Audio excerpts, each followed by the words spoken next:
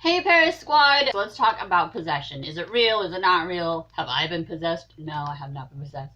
There's a lot on the topic. I think that it's going to be another one of many very controversial ones. I'm always open for discussion. I'm always open for an intelligent debate. Keep it respectful, and I'm happy to have a discussion with whoever wants to argue with me. That's fine. Alright, let's get into it. So, do I believe in possession? Yes, but you guys know I don't believe in demons. And unfortunately, a lot of times possession and demons go hand in hand when people automatically think of things. Here's the funny thing about possession. So when I was really little and I first came into my gifts, I was terrified of possession. My grandma was adamant, like, don't play with the Ouija board, which is a whole other thing because y'all know I love the Ouija board. But my grandma was like, don't ever play with Ouija boards, don't invite spirits in, like, when you automatic right, do this and that. And like the way she was so adamant about being careful with what I let in or around me. Yes, that is important. But the way that she was so crazy about it, I like thought it was because it was something that would happen, you know, like she's so worried about it because spirits will possess you or because it's easy to happen. Hollywood makes it look like you'd be like walking down the street and the spirit's like, yo, what's up? I like that body. I'm gonna use it. Boop, hop in, and they'll just take off with it, go rob some people, kill some people, eat 50 pounds of food, and you gain 20 pounds overnight. Like, that's how at that age I thought it was gonna happen. I'm talking very young, for the record, like middle school age, because I didn't technically know what was up until middle school. Realistically, you know, it's just I was so young and just coming into my gifts, and a lot of this will be in my book, but she was right to like be so adamant with me, but it wasn't because I was easily gonna be possessed, which is what I had thought at that age. So originally, I not only believed in possession, I think even at that point, I probably believed in demons because I was raised in the church. I was raised half Irish Catholic, and then after my dad passed, my mother's husband was Italian Catholic. So I think that by that point, you know, 9, 10, yeah, I think after my dad died, I kind of lost all that, but I did believe in demons for a minute. Then, after I started realizing about spirits and interacting with my own spirits and having conversations with my guides and my spirits and just physically one-on-one seeing how everything played out, I actually went to the other extreme and I didn't believe in any of it. I saw how much energy it took for a spirit to do certain things, like just move something or cause physical interaction with living. And it just became clear that at that point that the possession wasn't possible. It was too intense. It was too much work. Plus, we're so in control of ourselves. We should be. That like it wasn't possible. I just basically was like, I would have been possessed by now with everything I've dealt with. Obviously, that shit's not real, so you can't be possessed. Still teens, early 20s ish. Yeah, I'd say about that time frame. I went from I'm gonna get possessed to no, it's impossible. It doesn't happen. It's fake. Blah blah blah. And mind you, you know, this is throughout the years of, you know, me. I didn't have a teacher. My grandma did the best she could from very long distance. And back then, there wasn't the internet. There wasn't text messaging. It was expensive to talk to someone across state over the phone. Snail mail only worked so well. Snail mail, for you guys, is handwritten letters. And so I had to figure it out myself. So fast forward years and years and years, all these like theories and thoughts I went through. And this is my final conclusion. It is possible. Anything's possible. I feel like at this point, I'm never going to say anything's impossible. Probably. Maybe I will. We'll see. But it's highly, highly unlikely. And in the event that it does begin to take place, and that's important, the word begin, it is stoppable easily. And in the cases where it's a full possession and it's happened over a long period of time, or seems to be happening over a long period of time, or really bad things have happened during this possession, it's because that person, that soul, allowed it to happen. Now, they may not have knowingly allowed it to happen, like consciously allowed it to happen, but on some level they allowed it to happen. Because trust me, you'll know when it's happening. Like there's just no way to not know that something is not right. So let's get into how that works and why. So basically, throughout the years, I started looking at things like automatic writing, which was my grandma's thing. I tried it for years because it was her thing, and it's just, I'm not good at it. I'm a control freak. But I was like, okay, wait, if you're holding a pen or typing in some people's version of automatic writing, then something's maneuvering, right? But I always thought in those aspects that the information was given to the brain and then the body kind of did it, if that makes sense. I didn't actually think like, so I thought like, it's a power cord. Do I actually have a pen around here? And that's alright. Okay, so like here's the pen, right? So I thought, okay, spirit tells brain, write Leia, right? So Leia. And my hand wrote Leia. I didn't think that the spirit was actually grabbing this piece and writing it themselves. Does that make sense? Realistically, I should have known better, but like I kind of went that way with it. So basically, I was like, okay, well, there has to be something to the possession thing because physically things are being moved, right? But like, is it you or is it the object? You know, it's kind of like iffy. So then, you know, life happens and experience happens, and that's why I'm here, so that you guys can learn faster than I had to and without doing it solo. And over time things would happen. The kind of like, I never like really gave it a whole lot of thought, but kind of like put the little seeds.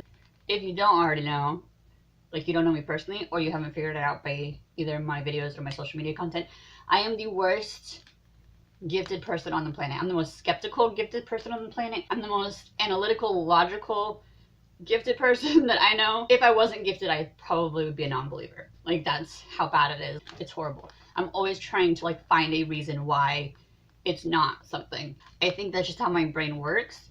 And so I can't just say yes or no. I have to be like, well, did it move my hand or did it move the object? If it did move the object, is that really possession because it's moving the object, not the hand? If it did move the hand, did it physically manipulate the hand, or did it tell my brain something which then moved my hand?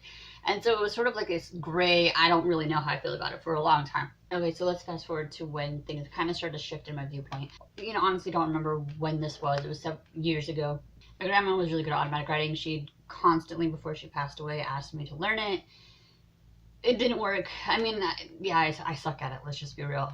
But we all have our niches, which will be future vlogs, but also is in the book. But I did want to attempt it. I felt like I was letting her down by not being good at it. I felt like I wasn't following in her footsteps, that I was like less gifted or less good. I don't know. It was, you know, I didn't understand that we each have our own thing at that point, and I just felt like a disappointment. So I constantly was trying to learn and master this art of automatic writing.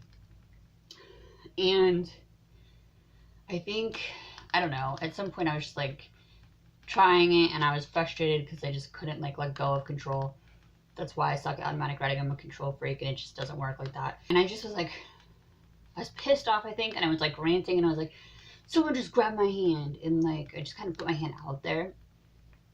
And all of a sudden, like, so I've obviously over the years felt physical interaction with spirit. I've been jolted awake, I've been shaken awake, I've had things like literally force, like push me, I've had things thrown at me, I've had all sorts of physical interactions.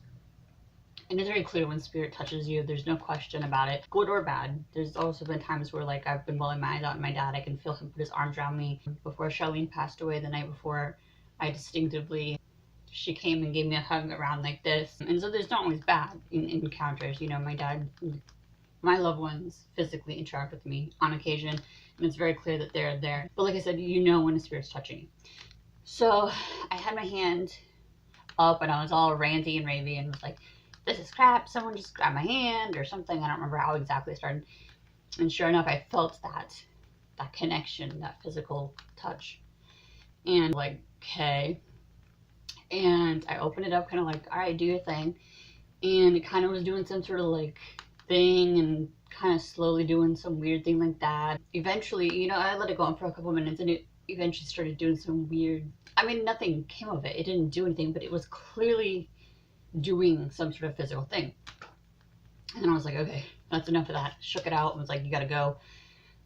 And I was like, it was bizarre, but clearly it happened. And so I kind of was like, I guess I can move your hand, you know, whatever. I kind of left it alone at that. But what I do know is that my offering my hand and saying, hey, go for it and it doing whatever doing and then me cutting it off. It was clear that, like, yes, technically a spirit can move our bodies. But here's the key to that. 2 keys to that. One is that I invited that. I said, here's my hand, have at it. Yeah, I was being sarcastic and snarky and didn't actually expect it to happen. But once it did, I was intrigued and I allowed it to continue. 2, when I was done, and I was like, I shook it out. I made sure that my energy was cleared. I told them there to go. Didn't come back until I was ready. And because I was curious about what happened over the next few months or whatever time span, I did play with that a little bit here and there, letting spirit just kind of move my hand a little bit off and on for several months. Clearly it was working, but like, what was I going to do with that? So what, it can move my hand. So when we think of possession, I at least, and as far as I know most people, think of like a spirit hops into the meat suit and then takes control over it, you know, like putting the keys in the car and driving off.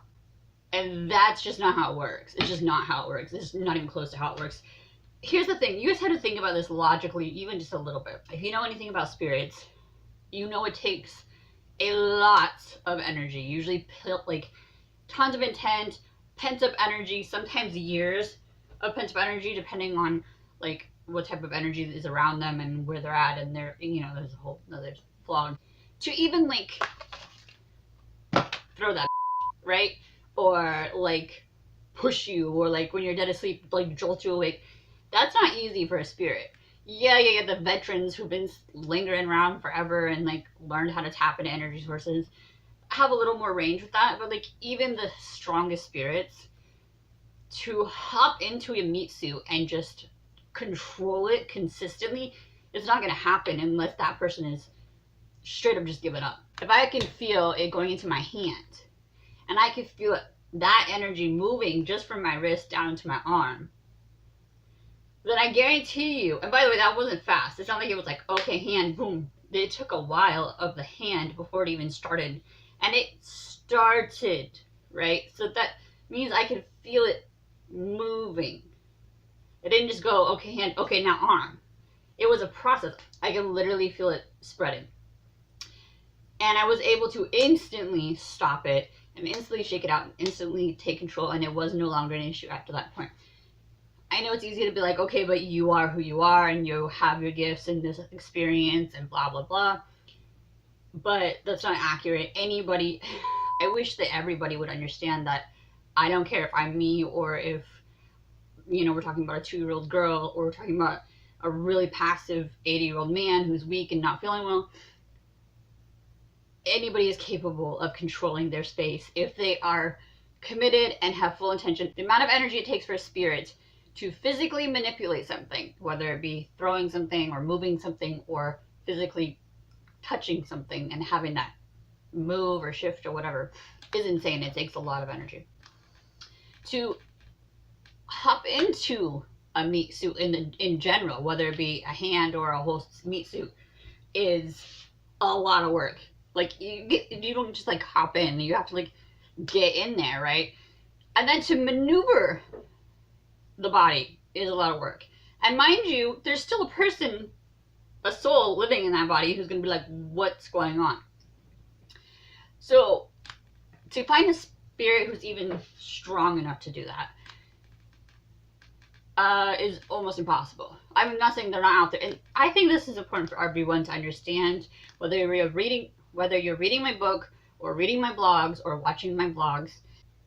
What can happen, these yes it's possible videos are just that. They are what's possible and what could happen, but they are the most unlikely scenarios. First off, why would a spirit want to possess you unless it's to do something negative, right? I guess you could argue like they really need to get to their dying whatever and you're not listening to them. Yeah, okay, that's Hollywood. If a spirit is really trying to get into your body to do something bad, then you're dealing with a negative spirit, like a hella negative spirit, which is rare. I don't give a shit how many times you watch Ghost Adventures and all these shows and movies and all that. They like only go to these active places with negative energy. That's their problem. If you are only looking for bad energy, you're probably going to attract it, and that's fine. But if you're just living your life and doing your thing and going from A to B and like maybe doing an investigation in some random place, not like a horrible place like a prison, you're not going to probably even come in contact with a spirit that gives a shit to possess you in the first place. Let's just get that out there. Now, in that small little section of spirits that would even want to possess you, that you're probably not going to run into, let's just say you do run into them, then they got to be strong enough to even attempt it. It's rare. Let's just say you find the one or two assholes that maybe have built up enough energy or learned enough skill to hone energy, and they want to take a try and see what they can do. You're going to feel it. I guarantee you without question. Anyone who's ever told you that they were... I can't. Look, if you're dead ass asleep, and then a spirit decides to, like, try it, or you are gone on some sort of substance, maybe I can entertain the possibility that you didn't feel the initial attachment. Maybe. I'm still not even sure that that's... Maybe. You'd have to be really gone or really asleep. Or really sick. Okay, I guess that's a possibility too. Like, in the hospital, life support kind of sick. But let's just, for argument's sake, say that happened, right? You were dead ass asleep, didn't notice it. You're going to notice your limbs. It does not happen. A spirit cannot hop into a meat suit and just start running with it. It has to start slow. They're going to learn how to use the controls. It's like going from a stick to an auto back to a stick. When I drive Eva versus my truck or my son's car, I don't care how many times I've driven an auto versus a stick. It's like, my brain is like, no shifting, yes shifting. Like, where does my foot go on? Like, is there 3 pedals, 2 pedals? Like, there's always a transition. You always have to learn. Even within cars of the same class, you still have to learn their controls. Where's the AC? Where's the windshield wipers? How come high beams are on? Like, that's just how it works. Our bodies are the same. A soul can't just hop in and, like, know what's up. So, even if you found the one horrible spirit that wants to possess you, who just happened to have enough energy to do it, and you didn't notice that they hopped in because you were under the influence or you were dead ass asleep or whatever your story is, you're still, once you're awake and sober or whatever, going to notice a limb, or God, let's just say you were really, really gone and now you got 2 limbs gone. You're going to notice that, no? So at that point, what are you going to do? You're going to say, holy shit, that's not me, get the fuck out. And you're going to shake it off and you're going to whatever. If you make the decision to say, okay, I'm not doing this, this is weird. Oh, I got 2 going. Mom, something's happening. Then what? You're just going to sit there and watch it go down? Or you're just going to be like, I guess this sucks. No, like, that's stupid. Is possession possible? Sure. Yes. If you want to argue that it's physically possible for a spirit to take over a body, sure. And do I think it happens on very, very rare occasions? Yes, I do think that some of the people who've done really, really up shit in our society, like killing babies, also... Okay, there's another aspect to that, but in terms of the physical possession, I think it is highly, highly, highly 1 in a billion chance that you would ever be in a position to be possessed, and not just possessed, but possessed to the level of full body possession, especially to do some harm to someone else. If a spirit, if you've even encountered that type of spirit, if you've encountered that type of spirit with that type of energy, if you've even encountered that type of spirit with that type of energy that would manage to get into you without you even noticing, you would still then notice your limbs moving. You would still feel something once you were awake. And at that point, I don't care if they've gotten 2 fingers down or they got all 4 of your limbs moving and it's just your head and your core still waiting to be taken over. You can still stop it instantly. As soon as you know what's up, you pump those brakes, you say, get the F out of my body, you shake out the energy, because believe it or not, it really is energy and you really got to physically shake it out. White light it. If you don't know what that is, stay tuned for the book. Whatever you need to do to get your energy right, ban that shit. Put your boundaries in place and get rid of it. But the odds that you would even get to 4 limbs before that happened are astronomical, you guys. The weird head spinning, barfing, I gotta tie you down and call a priest possession. No, absolutely not. Absolutely not. Why does a spirit care to barf on you? Why do they care to spin your head around for shits and giggles to scare the people next to you?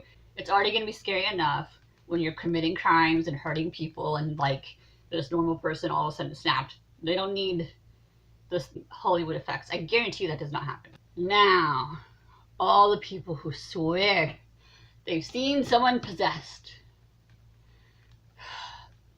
feel free to comment.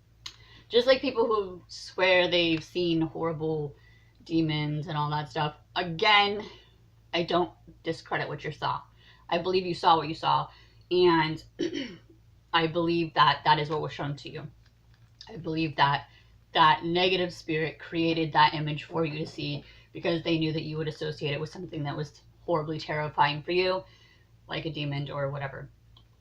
So I believe you. In terms of the possession, I'm not going to say anyone's a liar, ever. I do think that people are misunderstanding things that they experience for themselves. I do think that people misunderstand things they see of other people. Maybe a medical situation was happening and they thought it was spiritual. Maybe there was someone under the influence behaving very erratically and it seemed something spiritual. I also think that we as humans unintentionally allow our brains to how do I say this? Fuck with us, I guess, you know? I don't think anyone means, okay, that's not true. I don't think a lot of people mean to do the things they do when they're, I don't know how to say this without causing a tizzy. You know, like when someone's like, oh my God, I swear I had chicken pox, and they're like itching and itching and itching, or there was just a bug around. And clearly there's not chicken pox on your arm, but you can't help but freaking itch it. Or like you just like ran through a swarm of ants and like they're gone. There's no question they're gone, but you can feel it for like 4 hours. These ants are climbing on you. I think that the power of suggestion is very, very strong. Whether it's our own suggestion, it's our fear suggestion, the power of other people's suggestion. And I think that when we're in a situation that already feels scary, maybe something did happen spiritually, maybe a spirit did try to influence your thoughts, which is 90% of what I think the negative influence is. These vulnerable people who end up in insane asylums and killing people and hurting people that everyone's like, I don't understand, they were normal and they weren't. I think for me that's more of a possession because it's mental and emotional and spiritual and much more dangerous than any physical possession could ever be, much more real than any physical possession would ever be. And I think that that's going to be a different topic. I think it's going to be a different video. One, because this is way too long, and two, because it really is it's its own different realm. I don't know that anyone would call it possession based on the para standards, but for me that's how I feel possession is. I think that if you're already in a situation where you're feeling certain things or you're seeing certain things that feel like you shouldn't be, and then on top of it maybe something physical happens, maybe you had like a fall, or you know, you did have something physical going on with you because you're sick or because you had too much to drink the night or whatever, the brain kind of puts the pieces together and then creates its own world, kind of, and then you respond accordingly. So like you were hearing horrible thoughts and you were like seeing horrible visions, and that all really happened because spirits are dicks. And then maybe you were drinking to get rid of that, and then all of a sudden you like just lunged forward because we're stupid when we're drunk, but in your head something pushed you, and the next thing you know you're convinced you're possessed, and so then you're acting like you think possession would be because, you know, that's just how the brain works. I'm not a psychologist, I'm not a neurologist, I don't know anything about the brain. I broke my own brain, I still don't even know how all the pieces work. That's a whole nother topic. I think it's healing a little bit. I believe my brain doctor said that, I believe the neurologist told me when I was in brain PT, which is a real thing, it was actually physical therapy for my brain, that the brain is the part of the body that we know the absolute least about. And that we literally, of what we know, is like, it's like this much compared to, I mean, what percentage they say we use of our brain in the first place? Like nothing, right? So to think that our brain wouldn't trick ourselves into these weird behaviors after we've thought we've had some sort of encounter, I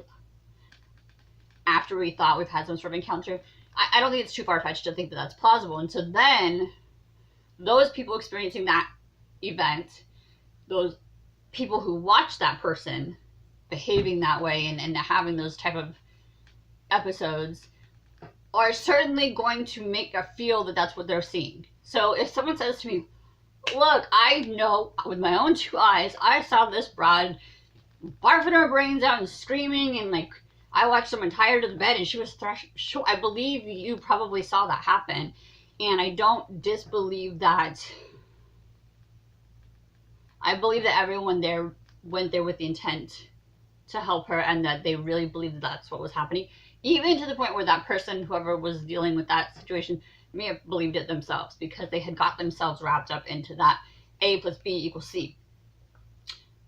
But no, I do not believe that that's what actually happened, if that makes sense. If you have questions about how I'm trying to explain this to you guys, please let me know. I'm happy to make like a follow-up video to this and clarify the best I can my thoughts, because obviously they're A, very different than most people in the para community, and B, they're complex. I